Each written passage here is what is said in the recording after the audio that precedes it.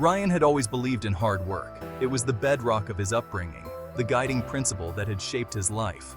He'd built a good life, a stable life, with his wife Sarah and their two bright, energetic kids. I had a solid job, a comfortable home, all the trappings of success meticulously earned. Life wasn't perfect, of course, but it was ours, built on a foundation of love and shared dreams. Weekends were for family, trips to the park, movie nights huddled on the couch, the simple joys of watching their children grow. Ryan felt content, fulfilled. My life, I thought, was a testament to the power of perseverance and dedication. I believed in planning for the future, in providing for my family, in leaving the world a little better than I found it. He volunteered at a local soup kitchen every month, a small act of service that filled him with a quiet sense of purpose. Yes, Ryan was a man of simple faith, finding solace in the rhythm of his life, the warmth of his family, and the satisfaction of a hard day's work. His life, he believed, was a reflection of his values. Then, almost overnight, the ground beneath him began to shake. It was as if the very foundation of his life, which he had always considered solid and unyielding, was suddenly unstable. It started subtly: a dip in sales at work, an unexpected medical bill, a pervasive sense of unease. These small cracks in the foundation seemed manageable at first, but they were just the beginning. I doubled down on my efforts, put in longer hours at the office, picked up extra shifts, and clung to the belief that my hard work would see us through. I believed that if I just worked harder, if I just pushed myself a little more, everything would be okay. But the blows kept coming.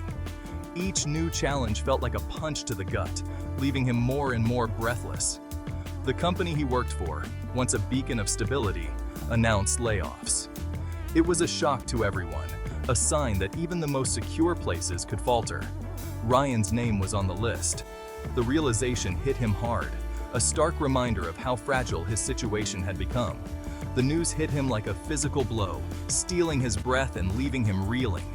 It was as if the world had shifted beneath his feet, leaving him unsteady and unsure. The fear, sharp and cold, was a new and unwelcome companion. It followed me everywhere, a constant reminder of the uncertainty that now defined my life. I hid the news from Sarah for as long as I could, clinging to the hope that I'd find something else, anything else, before she had to worry.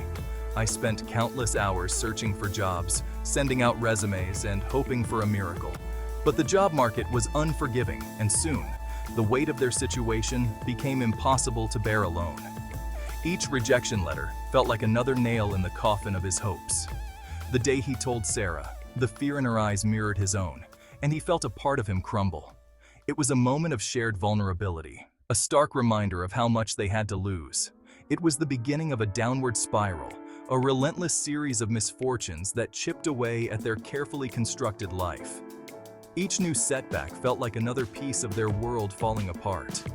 The life they had built, brick by metaphorical brick, was beginning to crumble. The dreams they had nurtured, the plans they had made, all seemed to be slipping through their fingers like sand. They reminisced about happier times, looking at old photos and remembering the dreams they once had. It was a bittersweet reminder of what they were fighting to preserve. Despite the challenges, they found strength in each other. They held hands, determined to face whatever came next together. It was a small but powerful reminder that even in the darkest times, they were not alone. And as the sun rose each day, they held on to the hope that this was just a chapter in their story, not the end. They believed that with perseverance and love, they could rebuild stronger than before.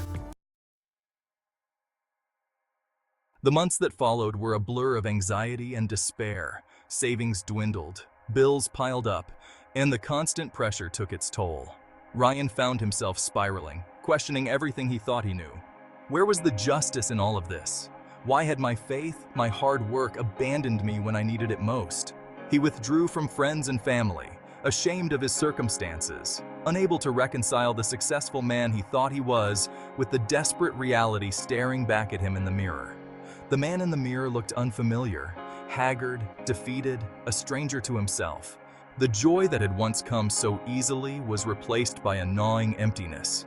I felt lost, adrift in a sea of uncertainty, clinging to the wreckage of my former life. My faith, once a source of comfort and strength, now felt like a cruel joke. I felt abandoned, forgotten, alone.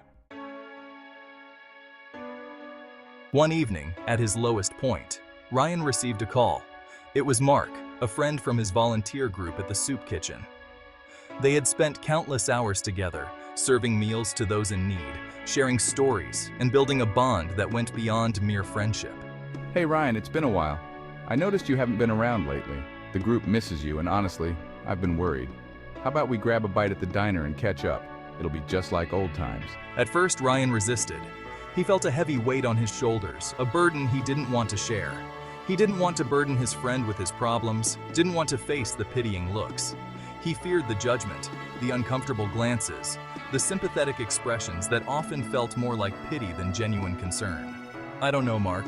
I'm not really in the mood. I've got a lot on my mind. Come on, Ryan, just a meal, a chat, no pressure. We don't have to talk about anything heavy if you don't want to. Just a meal, a chat, no pressure. I just want to see how you're doing. We can talk about anything, or nothing at all. I just want to see how you're doing. It's been too long, and I miss our conversations. But Mark persisted, his concern breaking through Ryan's wall of isolation. He knew that sometimes, all it took was a gentle nudge to help someone open up. His concern breaking through Ryan's wall of isolation. He could sense the pain in Ryan's voice, the silent cry for help. All right, I'll meet you there. Maybe it would be good to talk. He agreed to meet, a flicker of hope, fragile yet persistent, igniting within him. At the diner, over coffee and conversation, Ryan finally broke down. He confessed his struggles, his shame, his wavering faith. The words poured out of him, a torrent of emotions he had kept bottled up for too long. I've lost everything, Mark. My job, my confidence, even my faith. I don't know who I am anymore. Mark, my job, my confidence, even my faith. I feel like I'm drowning, and I can't find a way out. I don't know what to do anymore. Every day feels like a struggle, and I'm so tired. Mark listened patiently, without judgment, his silence more comforting than words could ever be. He knew that sometimes, just being there was enough. His silence more comforting than words could ever be. He reached out, placing a hand on Ryan's shoulder, offering silent support. Ryan, I get it. Life can be incredibly tough. But even in darkness, there is always light. You have to believe that things can get better. Life can be incredibly tough. But even in darkness, there is always light. The human spirit has an extraordinary capacity to endure. You're stronger than you think. The human spirit has an extraordinary capacity to endure. We've all faced our own battles, and we've come out stronger on the other side. He reminded Ryan of the power of community, of human connection, and the unwavering love of God, even in the midst of suffering. He spoke of the times they had helped others, and how those moments had brought light into their own lives, and the unwavering love of God, even in the midst of suffering. He reminded Ryan that faith could be a source of strength, even when it felt like everything else was falling apart, even in the midst of suffering. He spoke of hope, of the small glimmers of light that could be found even in the darkest times. Remember, you're not alone. We're all in this together, and there's always hope. You have people who care about you, who want to help. We're all in this together, and there's always hope. You have a community that loves you, and we'll get through this together. Mark's words, spoken with such conviction and empathy, resonated deeply within Ryan. It was as if Mark had reached into the depths of Ryan's soul and found the exact words he needed to hear. The diner, usually a place of casual chatter and clinking cutlery, had transformed into a sanctuary of understanding and hope. He left the diner that night feeling lighter, a glimmer of hope rekindled in his heart. The weight of his worries seemed to lift, replaced by a newfound sense of purpose. The night air felt crisp and refreshing, a stark contrast to the suffocating despair he had felt for so long. Thank you, Mark. I really needed that. Your words have given me a new perspective, a new direction. Mark, true to his word, didn't offer empty platitudes. He spoke from experience, from a place of genuine care and understanding. His advice was practical, grounded in reality, and yet filled with hope. Instead, he offered a lifeline, a tangible way for Ryan to pull himself out of the darkness. It was more than just words. It was a plan, a path forward. By the way, Ryan, there's this local non-profit organization, Hope House. They do incredible work in the community. They provide job training and support services to people struggling with unemployment and homelessness. It's a place where people can rebuild their lives, find their footing again. They're looking for someone to help manage their donation center. It's a role that requires dedication, compassion, and a willingness to help others. I think you'd be perfect for it. Your skills and your heart are exactly what they need. It wasn't a high-paying corporate job, but it was an opportunity, a chance to use his abilities to make a difference in the lives of others. It was a chance to find meaning and purpose in his work, something he had been desperately searching for. That sounds really good.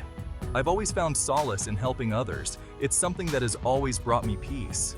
He applied for the position, his heart filled with a cautious optimism he hadn't felt in months. The application process was straightforward, but each step felt like a monumental leap towards a brighter future. During the interview, he spoke with a candor and humility that impressed the hiring manager. He shared his story, his struggles, and his desire to help others. His passion was palpable, his sincerity undeniable. I've been through a lot, but I want to give back. I want to help others who are struggling. I believe that my experiences have given me a unique perspective, one that can truly make a difference. To his surprise and immense relief, he was offered the job. It felt like the universe was finally aligning in his favor, rewarding his perseverance and resilience. I got the job. I can't believe it. This is exactly what I needed. It's a new beginning, a chance to start over. And with that, a new dawn, a new purpose began for Ryan. The sun rose on a new chapter of his life, one filled with hope, purpose, and the promise of a brighter future. He walked towards the sunrise, ready to embrace whatever came next, knowing that he had the strength and support to face any challenge.